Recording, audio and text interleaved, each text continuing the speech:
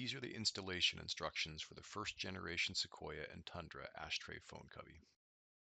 First, you are going to need to slide the center console back about a foot to allow access to get the cubby mount up underneath, since it needs to be rotated sideways to get into the pocket. I have included a link in the description for an excellent instruction video on how to slide it back. It is not necessary to completely remove the center console, just get it back far enough to allow access underneath the ashtray.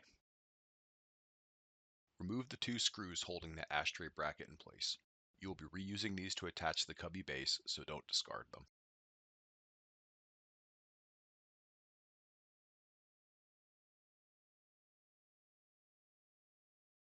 Slide the bracket forward to unclip it from the dash. You will need to unplug the ashtray light from the bracket before you can detach it completely. The plug is held in place with plastic spring-loaded tangs. Just give the plug a firm pull straight back and it will come out. Now remove the two M3x16 screws holding the two cubby sections together.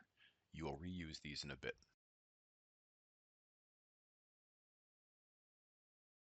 Install the cubby base in the dash starting in the left side of the pocket as shown. You will need to approach at a slight angle, with the cubby slightly rotated and near the back of the pocket. Once it's in the right position, it will slip right in without any effort, so take it slow and don't force it in. Now align the holes in the base with the ashtray mounting holes. The base will be flush with the front of the dash cavity. Use the ashtray screws to attach the mount to the dash.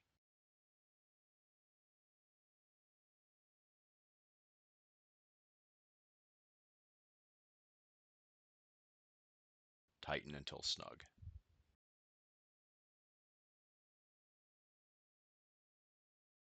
Slide the cubby tray into the mount. The holes on the front pillars of the tray will align with the brass inserts on the mount when it is in the correct position. Reinstall the two M3x16 screws. Do not fully tighten them yet.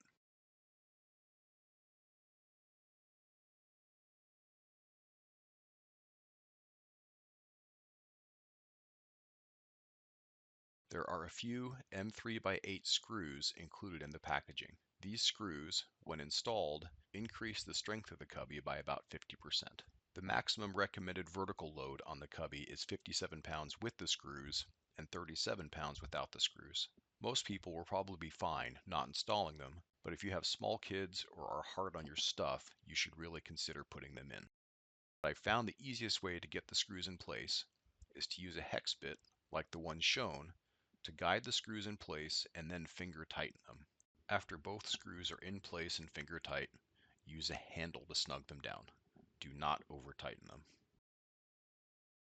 Finally, tighten the M3x16 screws on the front panel until snug. Again, don't over tighten. Thank you for your purchase.